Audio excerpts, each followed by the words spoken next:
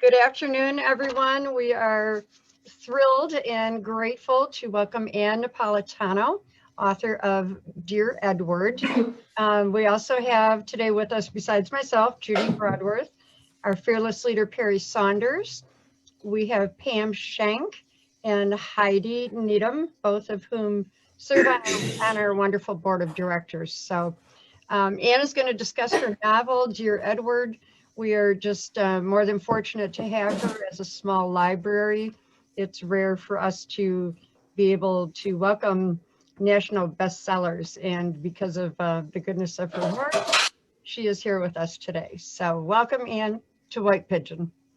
Thank you so much for having me. This is like the silver lining of the Zoom world, that I can go to libraries, that wouldn't be feasible for me to go to, or, it's actually really nice, and book clubs and things like that would be logistically difficult. So I guess I'm just going to talk a little bit about how Dear Edward came to be, and then I'm happy to answer any questions about anything. So it took me a long time to write Dear Edward. So the origin of it was that I became obsessed with a real plane crash. In 2010, there was a plane that crashed. It was a flight from South Africa bound for London, and it crashed in Libya. And it was mostly Dutch passengers that were on their way home from a holiday. And there was only one survivor of the plane crash, and it was a 9-year-old Dutch boy. And they found him still strapped into his airplane seat about a half-mile away from the rest of the wreckage. And he had a punctured lung and a broken leg, but he was otherwise like completely fine. And everyone else on the flight, including his parents and his brother, had died immediately. And very few people remember this crash now, I think, because so many terrible things happen and just all like falls out of the back of our brains. But it was huge news. It was a massive international story. It was on the cover of every newspaper worldwide.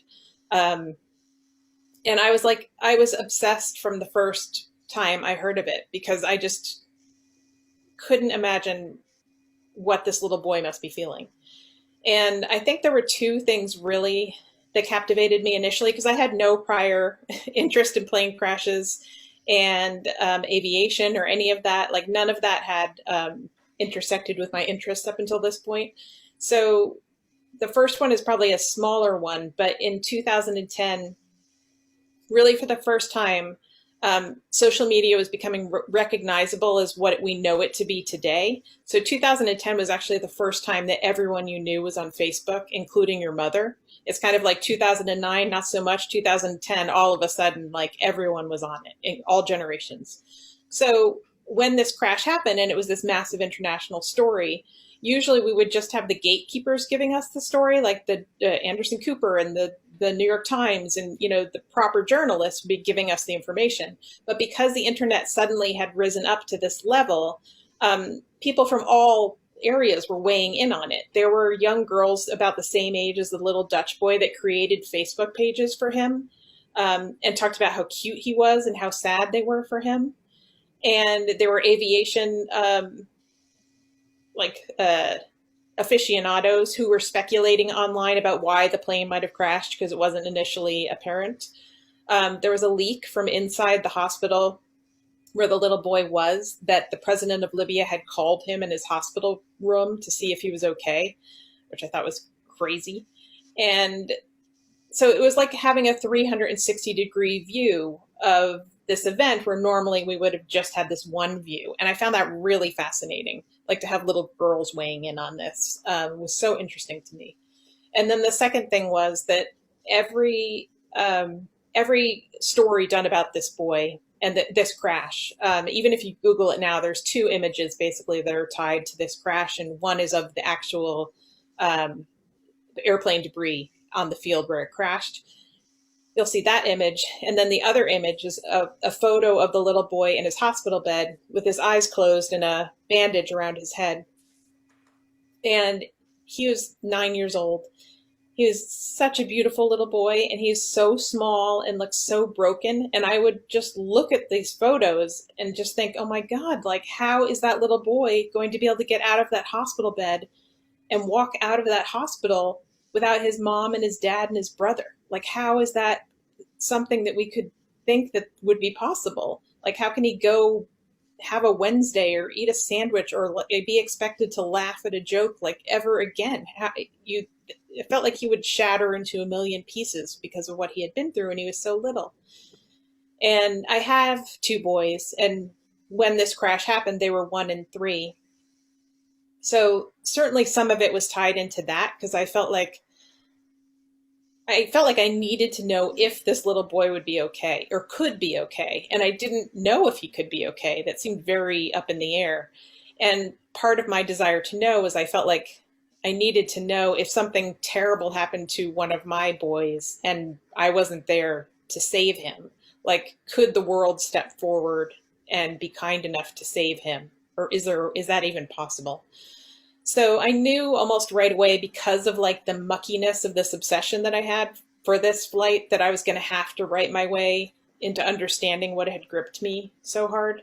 When I teach writing, I talk about paying attention to your obsessions, and that each of us has a specifically calibrated magnet board inside of us, everybody, not just writers, everyone. And what thwacks to your board is completely individual and different than what thwacks to your husband's board or your twin sister. And then as a writer, an artist, it's very important to listen and to pay attention to what thwacks against your board, and to not sort of like write it off as like gossip or something you shouldn't, someone who wants to watch 7 hours of like a mushroom documentary, you'd be like, that is boring and weird, I shouldn't do that.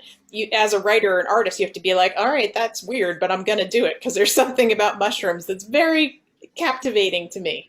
So I have no prior interest in airplanes or anything like that, but I was old enough and had been writing for long enough to respect the fact that there was something gripping me in this story. And so I knew that I was going to have to write it. And it took me 8 years to write, partly because I had that before mentioned 1 and 3-year-old. And I really just, for Edward's journey, I had to do, it was like writing with a musical tuning fork, where like each step, each line, I had to be like, is that true? Does that feel true? Does what he just said feel true? Because the thing that I was interested in was finding out whether it really was possible for him to be okay, which meant that I had to follow him through this book with just this really emotional accuracy, or else what was the point? So that is part of why it took me so long to write it, because it didn't know. I didn't have a plan for him. I made a plan for the flight. Obviously that had a beginning, a middle, and an end, and I got to make up who was on it. And there's only so many things that can happen on a plane. So like the plane section actually was fairly easy for me, relatively speaking. But Edward, I really didn't know. So I had, the only thing I knew was that he was going to be adopted by his aunt and uncle. And actually the real boy, the Dutch boy, was adopted by his aunt and uncle and brought home to Holland. And they did an amazing job from the first second of protecting his privacy. They actually blacked out the windows on their station wagon so that the press couldn't take pictures of him. And they never gave an interview ever again, which is like hugely commendable. It's exactly what you should do in that situation. But so I knew that Edward was going to be adopted by his aunt and uncle. And I also knew that there was going to be a girl his age who lived next door, and that somehow he was going to end up sleeping on her floor. But that was it. So everything else I had to figure out by writing. So yes, that's my story of how it came to be. That I'll chime in. The characters in your book, many times I'll read a book, and when I close it, their stories are over. But I think about your characters and think about even not just Edward, but the people on the plane, how they had secrets from the people they were meeting when they landed, and how would their receptions have been different after they landed and shared these secrets. They, to their families and their loved ones, they almost died different people than they actually were. And I just thought that was really interesting. And your characters really stayed with me. So your book is one of my favorites now. Oh, thank you. But don't you think that if one of us died in a plane crash, like the perceptions that people have of us are just not entirely accurate? And that was fun to play with because we don't really know each other that well. And there's always there's something you don't tell your mother that you would never talk to your mother about. So like if you die one day, crossing the street, she's never going to know that. Right. Even if it was a big part of who you were and it wasn't a terrible thing, it was just something you didn't tell your mother because you're not comfortable. So like that was fun to play with. And for instance, Crispin Cox, the octogenarian billionaire on the flight, I love that he died before the plane crashed. Like that was fun and interesting to me because that could happen. And then also I love that he was such a powerful force that his ex-wife, Louisa, who you meet in the book, she fully believed that he would have gone on and lived for another 25 years because he's just so powerful. And she's wrong. He died before the plane even crashed. He would have landed in LA dead. So yes, I mean, I just think it's interesting, how we know each other and that you can love someone in your life and not really know them that well. And that those two things, aren't antithetical. I also like that we didn't have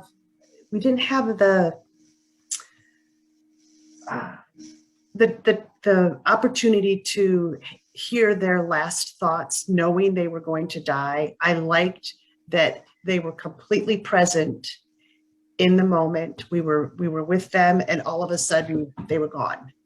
And I liked that, not having those last wishes, or I wish the regrets and the wish I had done that. I really appreciated that piece of the book. Actually, in the research, so I did a lot of research into plane crashes, obviously. And the crash that happened with the Dutch boy, we never actually found out why that plane crashed because Libya has no transparency policy. So they just never released why it crashed. So I wanted the plane crash to feel real and true, and not being an aeronautical engineer or a pilot, I had to model it on a real crash in order to feel like I was writing something that was possible and not melodramatic and soap opera-y. And so I based it on another, if you're in this world, famous plane crash. In 2009, there was an Air France flight from Rio de Janeiro bound for Paris, and it crashed into the ocean. And they didn't find the black box for 3 years. And then when they found the black box, basically my plane crashes the exact reason and way that plane crashed. But from when they discover that the pitots on the side of the plane have frozen, and so they have to go on autopilot, which they should never have crashed. That plane, the Air France crash, should not have crashed. There was no reason for them to crash. They simply had to follow the dashboard. It wasn't on autopilot anymore. Yeah, they had to fly it manually, but they're skilled. They can do that. So obviously that's a major heartbreak in the real life and in the book. But it's only from when they discover that the pitots are frozen and that they have to go to manual. It crashes 2 minutes later. It's so fast. So when I thought about the last moments of these, and the passengers are not even aware for that full, 2 minutes. It's just, I can't imagine that you have time to think about your life or your regrets or anything. It didn't feel accurate. You have to hope that you've, processed those. I thought the number of characters that you had to go into such depth with was really amazing, and how we got to know all of those people. Yeah. And I wondered about the lady with the bells on her skirt. At one point, I almost thought she was going to go into Edward's body. I thought it was going to take one of those weird twists. I hate those weird twists in books. I like straight books. I don't like getting off into this, whatever. But I really did. I thought, oh no, it's going to... Yeah, I can see how you would think that. This is going to be her next life, or something. Yeah. Or he was going to meet her someplace, Well, but the character development was just outstandingly amazing, I thought. Well, The book prior to this that I wrote is called A Good Hard Look, and it also took me like 7 years. And it has a real short story writer, Flannery O'Connor, in it as one of the characters. And that book I found incredibly hard to write. I didn't want to write a book about Flannery O'Connor or any other historical person. She kind of showed up in the book about like a year into my writing it. And then I fought her for like 4 years because I didn't want her in there. Because, I mean, among other things, I'm from New Jersey and she's a Southern literary icon. And it's understood you don't write about Southern literary icons unless you're from the freaking South. Like, it's just it's not appropriate for someone from New Jersey to write that story. So for lots of reasons, I didn't want her to be there. And that book was so hard for me that at the end, I got it to a place where I was very proud of it and I liked it.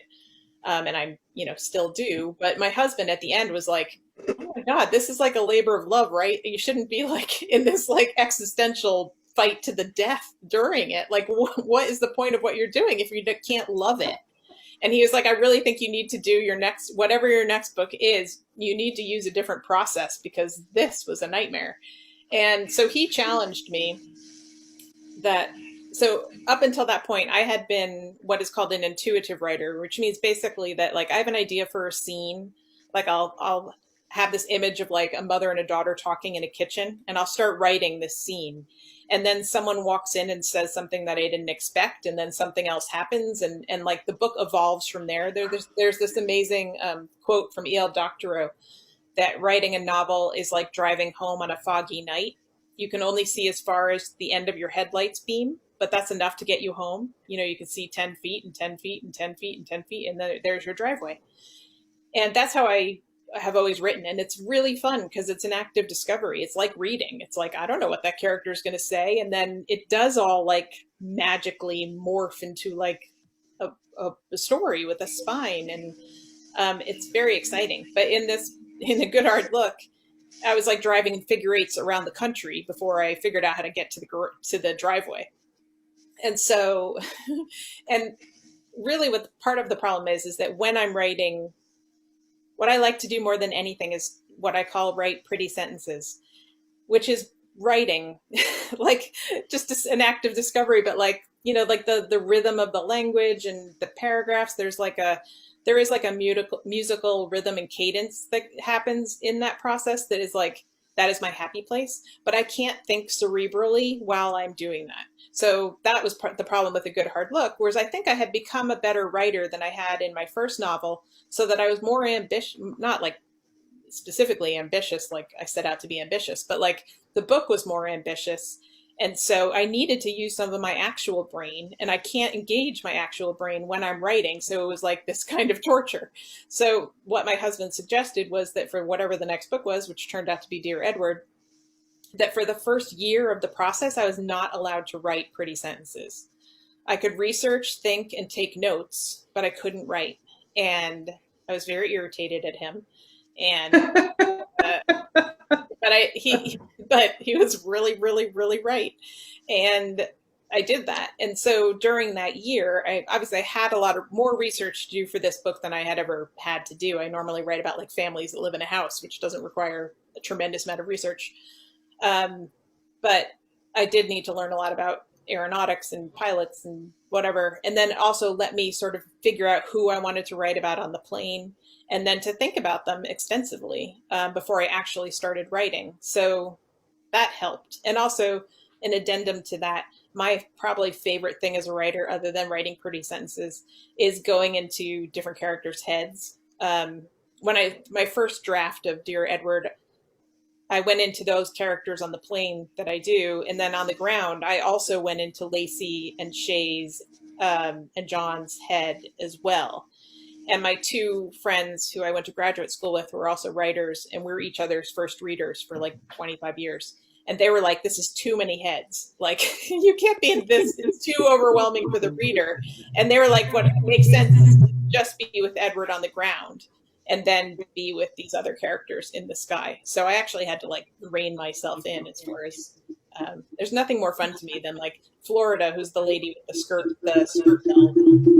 It's so fun for me to write because I don't know, it's like going on a vacation because the person is so different from me. It's so enjoyable. So yes, thank you though.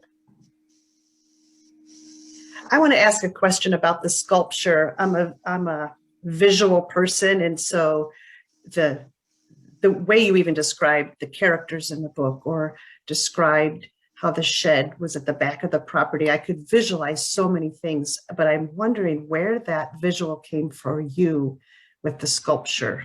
Is that real anywhere in the world? I had someone write to me recently and tell me that there's a sculpture similar to that in like Indianapolis or something. At Lexington, I believe. Oh yes, Lexington. I Yeah, think remember the plane crash that took off on the wrong runway? It's probably been 10 years. Took off on the wrong runway very early in the morning in Lexington. The reason I know is a college friend of mine was on that plane and passed away. uh, And so they created exactly what you're talking about. Oh, The wow. sculpture. Now And Ann, I don't know that it was in the shape of an airplane. I don't think But it is. I Yeah. remember them talking about the birds. Yes, and though actually the person who just wrote to me, who had read it and knew about this sculpture, she said actually, I think beautifully enough, like on the inside of each bird is a person's name on the flight. Wow. Yeah, but it's not in the shape of a airplane. Yeah, that's what I was thinking. Yeah, but no, I mean, I don't. I just it just came to me. It was just I just saw it that way. There was it's just also beautiful. Oh, there thank was also a plane crash in Detroit, probably before you were born, where a flight from Detroit was taking off, did not even get into altitude, crashed, and a little girl was found alive in her car seat. Oh yes, well, yes, I think I know. I mean, I read about every.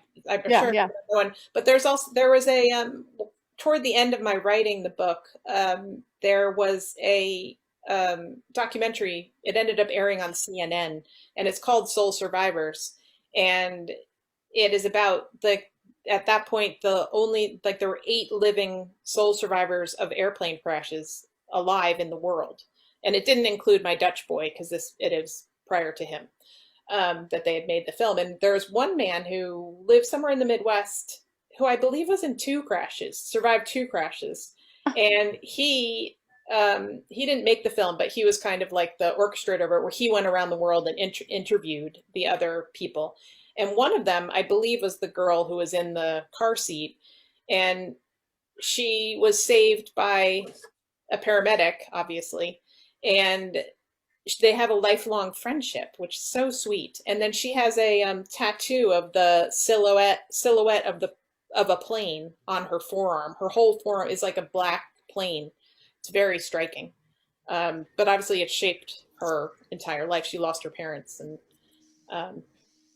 yeah, it was really I think you can find the documentary online now. It's only like an hour long. It's interesting because the soul survivors tend to either become sort of adrenaline junkies with like riding motorcycles and skiing and whatever, or they become very like sheltered with very careful, safe lives. It's interesting. When you write a book like that one, where it jumps from being on the airplane to being with Edward, do you write the Edward story separately from the airplane story? No, I wrote it. I wrote it the way it is. I would write an Edward chapter and then a plane chapter. I just ended up rewriting the Edward chapters many more times, but from the very beginning, my conception of it was that the 2 storylines would sit side by side and that they were sort of equally weighted in the story. And I think that I couldn't conceive of that in the beginning, but like that it made sense to me because I felt like if something that catastrophic happened to you, is what happened to Edward, that day would live inside you for the rest of your life, and that it wasn't a weight that you would be able to set down at a certain point. It would just be something you had to learn how to carry. So I instinctually wanted them to be together, and it also worked for me to write it that way too. like it lent to the pacing of the book, because then obviously like at the end it gets more like orchestral as far as the time, the pacing of the two stories weaving around each other. I didn't conceive of that when I started, but it helped me to write them in that order. Amazing. I have a question, Anne.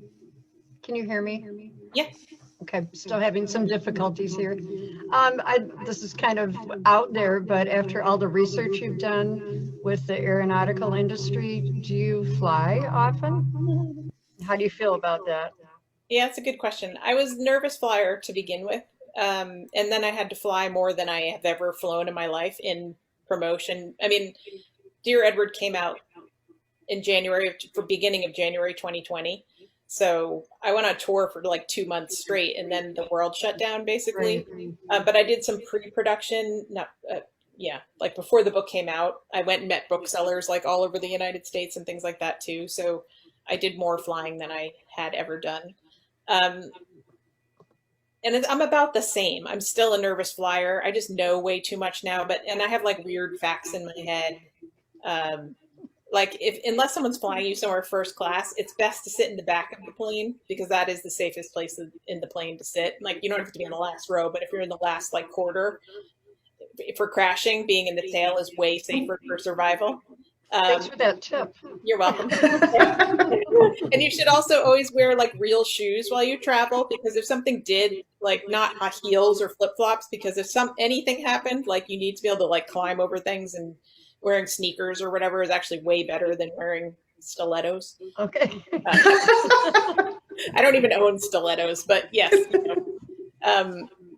Yeah, and I wouldn't fly in a small plane.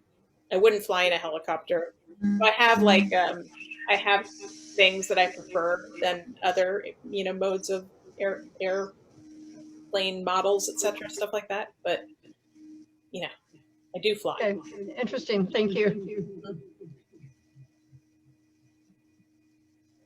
Any other questions for Ann? The aunt. I mean, I understand why she was seemingly very distant. I mean, she'd had her own problems with, having a baby and all that. But that one kind of threw me, how, their marriage was kind of on the rocks, and you really didn't find out why until the end, that it was over how to treat Edward. Mm-hmm.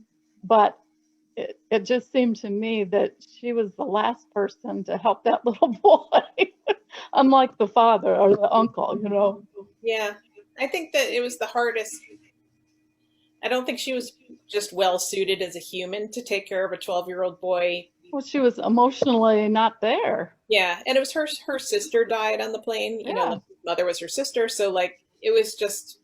I think it was very. She was already in this really dark, difficult place, and then this unthinkable thing happened and blew everything up. And then it took her a really long time to get her footing back. And even though she badly wanted to help Edward, and I think like watching General Hospital with him was like a great kindness. Like that was something that they could do where you're looking at something else. I thought that was funny. Yeah, like that was something she could do and that they could have together. But really, I feel like she was virtually as much of a mess as he was. So, well, the funny thing about that for me was I haven't watched General Hospital in 20 years, and I knew what they were talking about. That's the idea of General Hospital. I watched it when I was a teenager, and I know Luke and Laura were still there. Well, when I saw them, they had like come back. I didn't see them during their Dewey heyday. Oh my God. Yeah. And if you turn it on today, like it's still the same villain, this guy Sonny, who's been on for 40 years. And, like, it's amazing. Oh, my mother loved General Hospital. Yeah. Well, there's like something very comforting about the story that like all the characters for like decades and decades and decades. It's great for teenagers and like elderly people. I mean, anyone else who enjoys it. I don't mean to diminish General Hospital for anyone, but I think it can it gives a real service to people who need that kind of comfort. And Edward and Lacey really needed that comfort right then. Yeah, it had its place. So, Anna, can I ask if you're writing another novel at this time? Yeah. Actually, the pandemic has been very productive for me. I've written more in the last year than I've ever written in my life. It was like the writers that I know we either went one way or the other. Either they couldn't write or they were writing a lot. And I definitely went in the writing a lot direction. It was like, to me, like, it was an escape from I started a new book. I spent the year thinking about it and taking notes and not writing pretty sentences. That year actually expired in April 2020. Because you finished I sold Dear Edward in a year and a half before it came out. Um, so, and last April I started actually writing the new book, and it's almost done. So, I mean, it may be terrible, but it's almost done. That's great. but it's been, I feel very, very grateful, because it's like you have a universe that you control, and I can go there, and it's that, particularly in the first like 6 months or whatever, it was just such a salve to have this other place to go. I always like having another fictional universe that I have in my head. That's why I write novels, basically, as opposed to like short stories. As a reader and as a writer, I find a short story like really frustrating, because I'm like, it's over as soon as I fall in love with everyone. And the same thing with writing. So yeah, I mean, this one will it'll come out much sooner than my other books. Good. I didn't want to wait 7 years. No, I already sold it and everything, so it's going to come out, and I don't know, who knows, maybe in 2022, maybe We'll be watching. Do you worry about it being good? You made some little side comment out like, I hope you like it, or I hope it's good. Do you worry about that when you write a good one like Dear Edward and everybody likes it? Do you think, oh, is this one good enough? That question is a good one, and it makes a lot of sense. I think because I live so much in my own head, all that matters, and also, so when I actually was writing Dear Edward, so it took me 8 years, and while I was writing it, I really thought it might not sell at all. Like, I thought I might just end up having to put it in a drawer, because I had written 2 novels before that, or sold 2 novels before that, and they had not sold well. So when I was writing Dear Edward, I was what's known as a mid-list writer, which is like a middle-aged writer who hasn't sold very many copies, which is not attractive to publishers at all. And it takes me so long to write. So my whole goal in writing Dear Edward, I really was like, this might not happen. And that's, like, this is what I do. This is what I love to do. This is like the way I want to live my life. Writing uses all of me, and it lights me up at the same time. So like, I'm going to do this whether it works out or not. And then my goal is to make the book the best, write this story, whatever story I feel called to write, to the best of my ability. And then I have no control after that. So all I really think about right now, like, I think it might be bad right now, but it's because, it's the first draft or whatever. I'm not worried about publishing a book that's bad, because I won't do that. And I don't know if that sounds arrogant or whatever, but it's really that it has to meet, like, all I want at the end of the day is that I have this small shelf of books that I wrote, and I'm deeply proud of all of them. Mm-hmm. So I'm not interested in selling or publishing a book that I'm not deeply proud of. And if I'm deeply proud of it and everybody thinks it's terrible, I'll be bummed, but that's okay. I can live with that. I can't live with like rushing out a novel because Dear Edward did well that's like mediocre. Have the last 2 then garnered a little more attention since this one has published? Yeah, a little. I mean, the first one actually is like out of print. It's very hard to find. Actually, libraries are pretty much the only place you can find it, if you can find it. I was going to say, I looked on Overdrive and I couldn't find the other 2. Oh, A Good Hard Look should be fine. And people who have read Dear Edward have written to me and said that they went and read A Good Hard Look. But I mean, it's not like it's a large demand or anything like that. They haven't reissued them or anything. And that's fine. It's fine. Like, I am proud of both of them. I think Within Arm's Reach, the first one, is almost inaccessible. So no one reads it anymore. And that's fine. I mean, I published so far. It took me so long to write books that my first book came out in 2004, and then the next one came out 2011, and then the next one came out 2020. Wow. So I don't blame anyone for for not being familiar with my oeuvre, because it's A, very small, and B, you'd have to really be paying very close attention over decades of whatever. So how fast I'm writing this book now is blowing my own mind, because I think it's not going to take a decade. So, yeah. I'm curious, have your boys read your books? Or have they read Dear Edward, since it sounds like they're a little bit older now? Yeah, when Dear Edward came out, my oldest was 12, which is so that was kind of sweet. Yeah.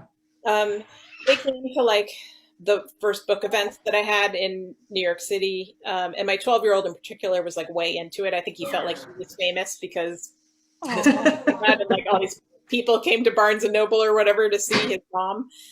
But he hasn't read it. My younger has barely any interest in what I do, and also I have not encouraged him to read it. My 12-year-old is a big reader, but I'm their mom, so I don't it's very natural not to have any interest in your parents' work, and I don't, that's not who I am for them, and I don't really want to be that for them. So I don't really care if they ever read anything that I write. You're not my audience. Right. We'll see.